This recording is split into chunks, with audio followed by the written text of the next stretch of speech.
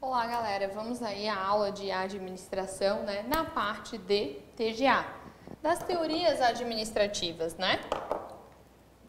Teorias da administração. Ou para alguém, né, se já fez aí administração, seria a TGA 1, certo? Teoria Geral da Administração, beleza? Vamos ver o que essa aula de hoje nos traz, então. Nós temos aqui a parte, tá, das estruturas, tarefas, ambiente, tecnologia e pessoas, ou seja, tudo isso está relacionado à administração. Mas a pergunta é, como se chegou até aqui? De onde que isso veio, né? Então, a teoria das organizações ela é composta por diversas peças, formando esse mosaico, e eles estão sempre em movimento. Por quê? Se você considera a teoria como aberta, sempre vão surgir novos elementos que vão alterar a sua compreensão do sistema, né? Levando-se aí ao questionamento sobre o como ou para onde ir, certo? Muito bem. Então, dentro da teoria da administração, segundo Chiavenato, nós temos 7 principais abordagens, tá? Que nós vamos ver cada uma delas. Na abordagem clássica, nós temos a administração científica e a teoria clássica da administração. Na abordagem humanística, nós temos teoria das relações humanas, né? E os novos conceitos da administração, aqui vão aparecer motivação, liderança, comunicação, organização informal e dinâmica de grupo. Na abordagem neoclássica, né, tem como cerne a teoria clássica, os tipos de organização, departamentalização e a famosa administração por objetivo. A abordagem estruturalista, ela vai se desdobrar na teoria da burocracia e na teoria estruturalista da administração. A abordagem comportamental, ela está subdividida entre teoria comportamental e teoria do desenvolvimento organizacional. Na abordagem sistêmica, né, nós temos aí a parte de tecnologia praticamente, né, o conceito de cibernética para a administração, a teoria matemática da administração e a teoria de sistemas, certo? E a abordagem contingencial, que é um desdobramento da teoria da contingência. Muito bem. Como se inicia, então, essas teorias, né? As teorias, elas vão se iniciar lá por Taylor, também chamado aí de Taylorismo, né? Ou pai da administração científica, tá? Taylor, pai da administração científica. Taylor vai ter a ênfase dele nas tarefas, tá? Tarefas.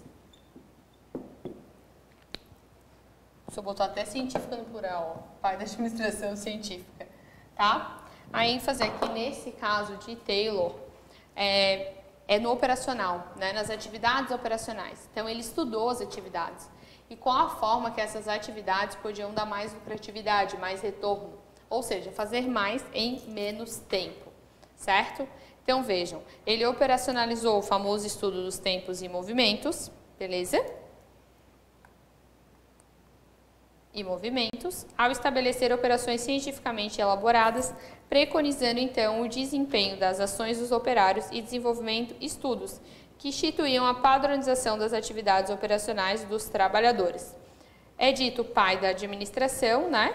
E também chamado de Taylorismo, né? Taylorista ou Taylorismo. Qual a ideia de Taylor? Taylor, ele se centra na ideia de que quanto maior a eficiência, também serão os rendimentos e que os trabalhadores se eximem, então, do conflito entre capital e trabalho quando utilizam, né, a aplicação desse formato. O pressuposto é que bastam recompensas financeiras para motivar os trabalhadores e que os administradores se conformariam ao ver o seu papel reduzido à organização científica do processo produtivo, recorrendo à uniformização de tarefas e divisão do trabalho. Então, aqui nós temos as tarefas, divisão do trabalho.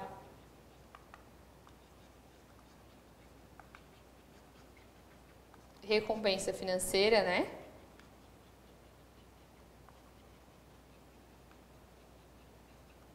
Então, tudo isso vem de Taylor, tá?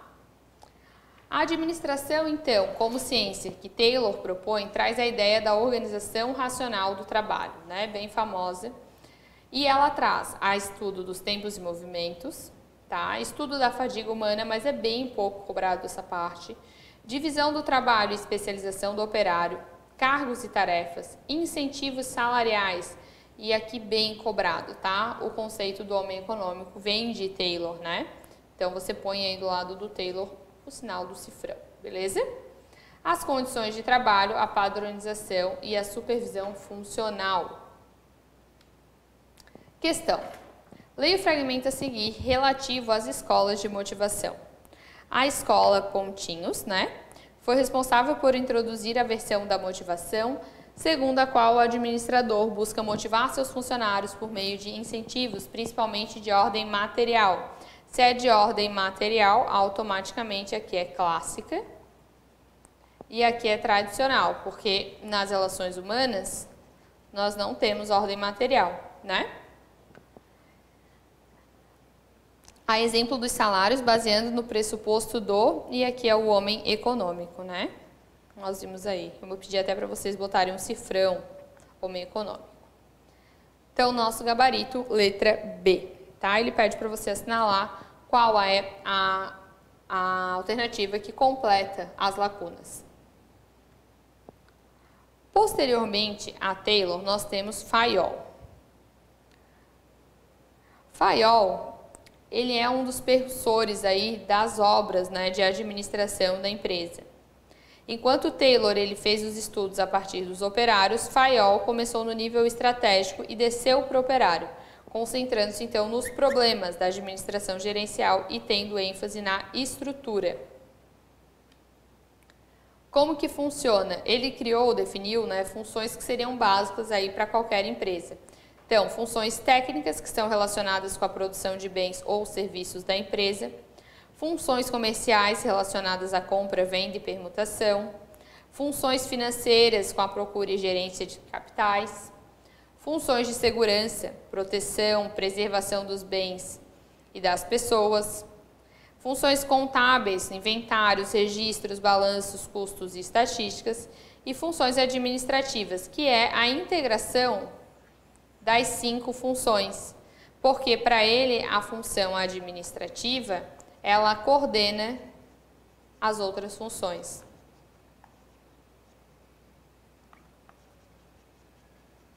Então, a ênfase aqui, ela já é na estrutura, tá? Em Fayol, você tem a ênfase na estrutura. Aqui a ênfase é tarefas. Operacional, né? Aqui é estrutura. Gerencial. E ele desenvolve as funções. Certo? Muito bem. Continuando, eu fiz para vocês um quadro porque as bancas de concurso adoram, né, diferenciar e cobrar para confundir você a administração científica e teoria clássica. O principal autor da administração científica é Taylor. Já da teoria clássica nós temos Fayol. Entre os principais feitos, né, na administração científica de Taylor, nós temos os tempos e movimentos e a organização racional do trabalho. Na teoria clássica de Fayol, você vai ter as funções administrativas, mais as funções técnicas, comerciais, segurança, contábeis e financeira. Enquanto a ênfase na administração científica é nas tarefas, na teoria clássica, né, essa ênfase já é na estrutura. O conceito do homem é o mesmo, nos dois nós temos o homem econômico, tá? Aqui as críticas, né, ela é altamente mecanicista, possui uma abordagem incompleta, prescritiva e normativa. São as mesmas críticas também. Então, as críticas são as mesmas. Entendem o porquê que eles querem confundir você? Porque as diferenças são poucas. Então, cuida muito com isso aqui. Taylor nas tarefas, Fayol na estrutura, tá? Cuidado com esse quadro, beleza? Muito bem. Chegamos aí na teoria das relações humanas, né, de Elton Mayo. As relações humanas foi o resultado da transplantação e adaptação das ciências sociais, sociologia e psicologia lá para a administração. Após esse estudo, uma nova linguagem, novos conceitos se difundiram. Motivação, liderança, organização informal, porque até aqui, antes, né, essa organização era só formal, Não se considerava organização informal nas teorias anteriores, certo? Com as conclusões tomadas a partir da experiência, novas variáveis foram acrescentadas ao campo da administração. Então, começou a se considerar aí a integração e o comportamento social dos empregados, as necessidades psicológicas e sociais, né? Novas formas de recompensa que fossem diferentes do dinheiro que nós tínhamos antes nas teorias anteriores. O estudo dos grupos informais e da organização informal, né? A organização não estruturada.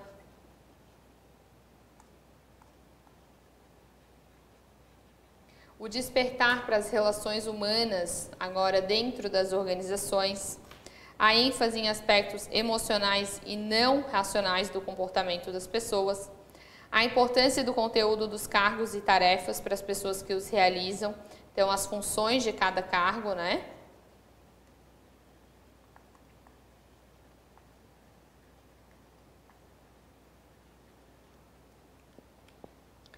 Em suma, então, as relações humanas, ela já é lá da década de 30, tem como nome Elton Mayo, né? A ênfase aí de ação nas pessoas e o conceito é o homem social. A oposição é cerrada à abordagem clássica, porque na abordagem clássica nós tínhamos o homem econômico. E a ênfase aqui já é nos grupos informais, beleza? Muito bem. Agora nós vamos falar de uma, passando, né, Taylor e Fayol, nós vamos falar de uma teoria muito difundida também e uma pessoa muito famosa até hoje, que é Peter Drucker, tá? Ele é um dos autores da famosa teoria neoclássica. Como que isso funciona? A ênfase nessa teoria, ela já passa a ser aí nas tarefas, estruturas e pessoas. E aqui eu tenho o que a gente chama de homem organizacional e administrativo. Nós vamos ter aí as funções administrativas, né? Além da reafirmação da doutrina clássica, mas não absoluta. Cuidado, porque a ênfase aqui é nos princípios da administração. As características dessa teoria: ênfase na prática, então ela é pragmática. Reafirmação dos postulados clássicos, né? Mais Fayol e Taylor. ênfase nos princípios gerais da administração, ênfase aqui em objetivos e resultados e já uns conceitos mais ecléticos da teoria administrativa. Questão: o crescimento exagerado das organizações ocorrido em determinado momento da história resultou na necessidade de desenvolvimento de novas abordagens no campo da administração. Nesse contexto, surge a chamada teoria neoclássica, que prioriza as funções do administrador e dá ênfase aos aspectos teóricos da administração. Não, né? Ela é uma teoria prática. Então, ao pragmatismo, conceitos ecléticos e aos resultados. Então, nosso gabarito é a letra B. Posterior a isso, nós tivemos a burocracia. Então, eu tenho certeza aí que você em casa, né, que está assistindo, sabe do que... Se tem uma teoria que todo mundo conhece, é a burocracia, né? Seja porque lida com ela diariamente, ou seja por reclamar dela em algum momento, ou algum procedimento que você teve que executar e ficou aí amarrado à burocracia. No entanto, antes de eu explicar a teoria, o que eu quero ressaltar: não vá para a prova de concurso com essa linguagem de que a burocracia é sempre negativa, de que é ruim ter burocracia. A burocracia trouxe muita coisa positiva, por isso ela é utilizada tanto na administração empresarial quanto na administração pública nos dias de hoje. Ela não foi extinguida, ela foi flexibilizada, mas não extinguida, tá? Justamente porque ela é uma ótima forma de organização e de controle, ela estrutura a organização, ok? Então, antes de nós nos aprofundarmos nesse conceito da teoria burocrática, né, é importante que você tire aí essas amarras de negação quanto à teoria, beleza? E além disso, né, Max Weber é totalmente difundido e famoso devido à teoria da burocracia. Então, Weber também é um personagem que é muito frequente em provas de concurso, assim como o tema da burocracia, beleza? Então, vamos lá. Weber, ele viveu entre 64 e 1920 e fomentaram a teoria da burocracia a partir da definição organizacional como um sistema social burocrático. E aí nós temos as famosas dimensões da burocracia, né? O caráter legal das normas e regulamentos, então a organização ligada por normas previamente estabelecidas por escrito, que consubstanciam regras gerais e procedimentos formais universalistas. Então, as regras, normas e atribuições são de caráter oficiais e devem ser respeitados por todos. Aqui você vê o todos, né? Ele tira e ele deixa todo mundo dentro do mesmo barco, sabe? A parte da burocracia. Caráter formal das comunicações. Organização ligada por comunicações escritas, que estabelece impessoalidade na comunicação e nos relacionamentos interpessoais, Então, aqui nós temos uma coisa bem importante da burocracia, ela é impessoal. Por isso que todos, né, estão sujeitos às normas. Caráter racional e divisão do trabalho. Significa que a organização se caracteriza por uma sistemática divisão do trabalho com especialização nas tarefas, de acordo com o cargo, alto grau de especialização profissional, onde membros da organização são mantidos dentro da sua função e competência de forma adequada aos objetivos. Então, aqui nós temos a especialização.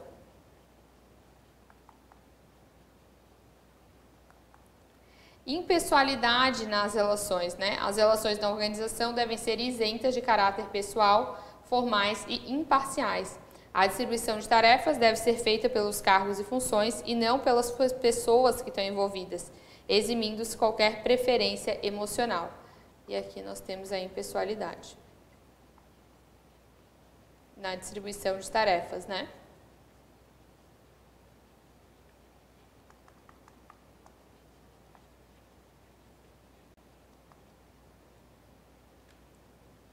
Hierarquia da autoridade. A autoridade, ela reside no indivíduo de acordo com o cargo ou especialização, organização hierárquica. Então, outra característica da teoria burocrática é a hierarquia. Rotinas e procedimentos estandartizados. A organização fixa regras e normas técnicas para o desempenho de cada cargo, as quais estabelecem o poder de comando e padronizam as ações. Então, rotinas, manuais, né? É daqui que vem, ó. Manuais. Competência técnica e meritocracia. Como consideração única para seleção mediante critérios, exames, concursos, título, admissão e promoção dos funcionários. Portanto, vocês têm que amar, Weber, né? Que os concursos, a forma de ingresso por concurso, ela vem da teoria da burocracia, como forma de meritocracia mesmo, né? Então, os melhores classificados têm chance de ocupar as vagas. Especialização da administração. Os meios do corpo administrativo devem estar separados da propriedade dos meios de produção. Isso significa, em suma, né, que o dirigente não é necessariamente o dono do capital e o profissional se especializa em gerenciar a organização. Profissionalização dos participantes. O funcionário é um profissional especialista, é assalariado, ocupante do cargo, nomeado por superior hierárquico, o mandato é por tempo indeterminado e prepara-se para seguir a carreira dentro da organização. Ele é fiel ao cargo, tá? Completa previsibilidade do funcionamento. O comportamento do funcionário é previsível. Talvez esse seja um dos maiores erros, né? Haja vista que as atividades também são previstas por manuais, diretrizes e procedimentos. Ele considera o ser humano, então, como se fosse um manual, literalmente, né? Que ele consegue prever. Resumo, então, da teoria da burocracia. Nós temos aí, ela já é da década de 40, né? Tem a ênfase na estrutura também. O conceito é do homem organizacional e ela é extremamente racional, tá? Então, são como os princípios básicos, né, dessa teoria. A autoridade legal, o princípio do poder, a disciplina organizacional e ainda a hierarquia. Questão. O processo de organização é pautado por alguns princípios e elementos básicos formulados por autores como Fayol e Weber. A linha de autoridade formal de uma organização, que define a estrutura hierárquica entre os membros e unidades da organização, é conhecida como... Aqui nós temos a famosa cadeia escalar, tá? A cadeia escalar, ela vai do escalão mais alto ao mais baixo da organização. Então, você tem aqui o mais alto e o mais baixo, tá? Para quem achou, ficou em dúvida aí com unidade de comando, né? A unidade de comando é quando uma pessoa dá ordem para um empregado. Cada empregado tem apenas um superior, tá? Isso é cadeia de comando. Então, nesse caso, o que ele fala é a cadeia escalar. Galera, praticamente a parte da teoria, né? As primeiras teorias aí nós já vimos. Então, você viu que essas teorias vistas na aula, ela ainda não traz a parte nem de administração como sistema, nem de administração com relação a pessoas, né? Embora um pouco ali da comportamental, mas pouca coisa, tá? Essa parte é abrangida, vai ser abrangida já na segunda parte das próximas teorias que nós vamos ver, né? Que você vai ver teoria sistêmica, teoria estruturalista, teoria contingencial, que são teorias já mais atuais e mais abrangentes também, que levam em conta a complexidade das organizações, certo? Então, eu vou encerrar essa aula por aqui. Nós nos vemos, então, numa segunda aula ainda sobre as teorias gerais da administração. Até mais!